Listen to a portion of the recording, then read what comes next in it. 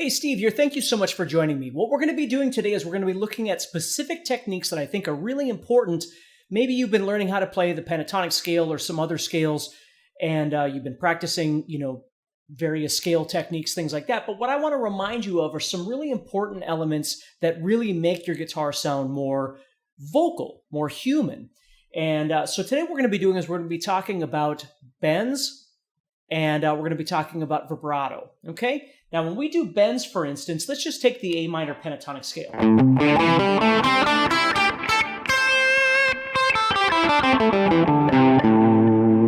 Okay, now there's three main places that people do their bends, and we call these whole step bends or 2-fret bends. So what I'm going to be doing is going to the first string, the 8th fret where my pinky goes. What I'm going to do there is I'm going to bend that up 2 frets. So the 8 is going to sound like 10. So what I could do is actually practice hearing that 10 and then bending until I reach that point. Now with bending, it's really important that you understand that bends need to ultimately, at the end of the bend, it needs to be in tune. Otherwise, it just sounds like you're out of tune, like your guitar would be out of tune. If you're doing something like this, it's going to sound like you're talking to aliens or something weird like that. You don't want that. So it's really important that when you do your bends, you're targeting the pitch that you want.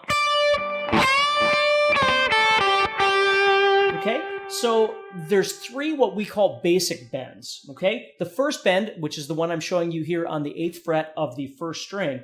Now, when I do that bend, what I want you to notice is I'm doing it with my 3rd finger. Now, normally when I'd be playing this pentatonic, I might use my pinky to use that 8th fret. Okay? But when I actually go for the bend, I don't do a lot of my bends with my pinky. That doesn't mean that you can't. It's just I don't. So I tend to use my 3rd finger for most of those bends. So if I was coming off a lick and I knew I was going to go to that bend, I would head over to my 3rd finger, use the other 2 fingers behind it to help support that bend and control it, and then go into whatever lick I want after that. So basic bend number 1 is on, again, we're looking at A minor pentatonic, but you can move this wherever you want. But basic bend number 1 is on the 8th fret of the first string in the key of A minor pentatonic here. The second one that we would do would be on the 8th fret of the 2nd string. So again, I'm bending that up a whole step, so it's going to become a 10. Okay, so I want to use my ear and bend it until I hear the pitch that I want.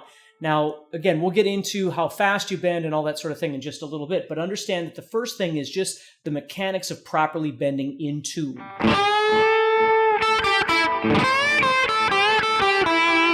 And again, I'm going to my 3rd finger for the bend using the other 2 fingers behind it. Yes, I want the 5th fret if I tend to leave. If I'm going to do a bend and then leave, I'm going to head down to that 5th fret.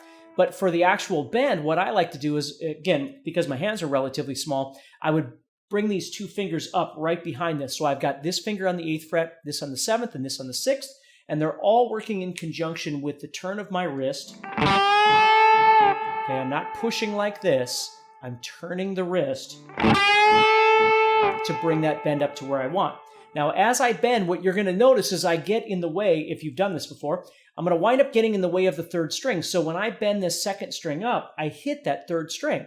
Now, my 2 choices are either I'm just going to bend that 3rd string along with it, because I have to, or what I can do is I can kind of twist from underneath and get that 3rd string stuck on the tip of my ring finger, which is where it is right now. It's sitting actually on the top of all 3 of these fingers. So if I was to pick that, you're not going to hear it. And then when I release and I bring it back down, I just have to be very careful that I don't get noise from it. Oftentimes what I'll do is I'll touch the adjacent string above me with the tip of my index finger. So when I come back down, you don't hear the string. Otherwise, you get kind of this kind of thing happening. So again, it takes a little while to get used to all those little techniques that are involved in making it, number 1, sound good, and number 2, control everything else around it. So if I bend this first string, we'll call this basic bend number 1. The 2nd string comes to rest on top of these fingers. When I bring it back down, I'm going to control these other strings by kind of touching everything I don't want over here with this hand, and especially touching the string directly above me with the tip of my index finger. So when I come back down, you don't hear any noise from it. So basic bend number 1, 8th fret of the first string, basic bend number 2, 8th fret of the second string, and then basic bend number 3 is going to be the 7th fret of the third string. And again, it's a whole step bend, a 2-fret bend. So I want to hear 9.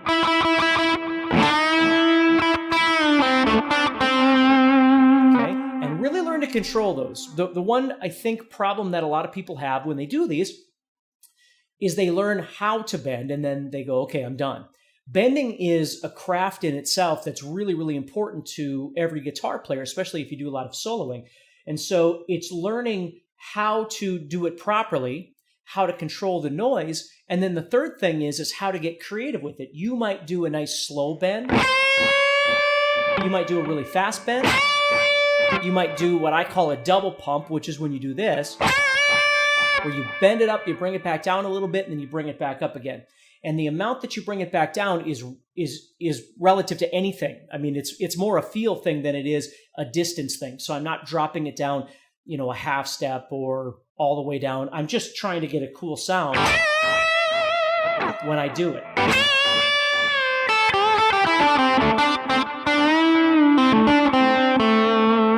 Okay. Now there are all kinds of different places on the fretboard where you can learn to do whole step or 2-fret bends. And obviously it would be anywhere where the next note of the scale that you're working with is a whole step away. You could bend that prior note up 2 frets. But these are really common ones that you're going to see in a lot of rock and blues style soloing. Okay? Now the next kind of bend that we've got is what is called a half step bend. Now if you think about it, anywhere that I would be 1 fret away, I could bend that fret lower 1/2 step higher. So let's say, for instance, now this isn't pentatonic, but let's say I was going to go to the 7th fret of the first string. And I wanted to bend it to the 8th fret because I know the 8th fret is one of my notes in the pentatonic. So I could take that 7 and bend it up a 1/2 step, and it's going to become that 8. And you're going to notice there's a lot more realism, humanity, you know, vocalism in that bend. If I was just to go, it sounds fine. But if I go,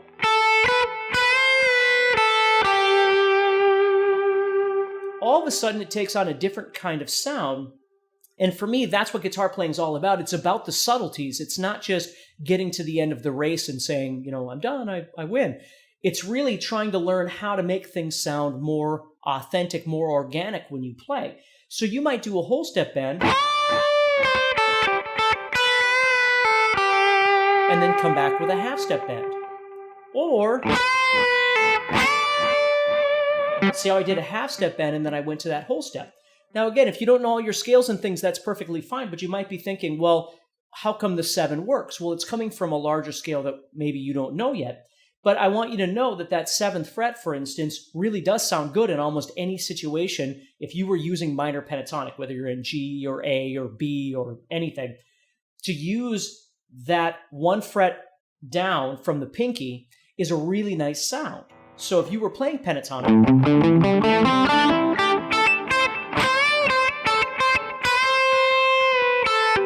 now you're going to notice sometimes I go to that note with my middle finger, sometimes I go to that note with my 3rd finger. It just depends on where I'm coming from and where I'm going to. I actually have a guitar course called Creative Soloing that talks all about that, about trying to think about which finger you're actually going to wind up landing on at the end of a particular phrase to prepare for the next thing that you do. Okay? But that's the bends that I want you to think about is learning how to do, at first here, just simple whole step bends.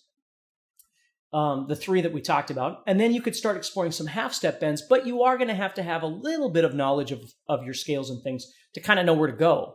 Okay? And then the last thing I want to leave you with bending, and then in the next video I'll talk about vibrato.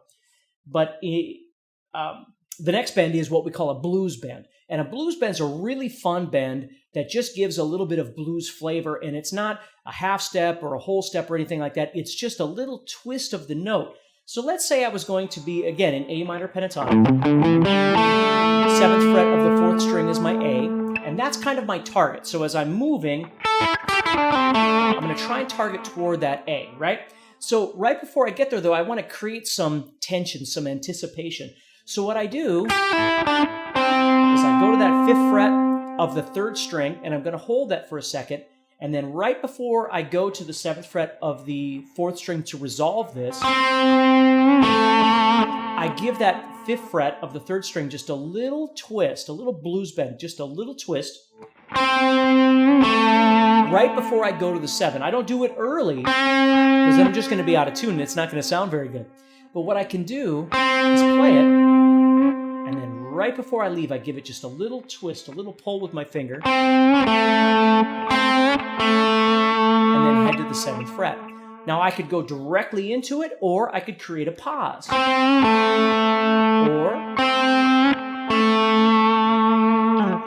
So, if you're like me, I spent many years studying all my scales and theory and things like that.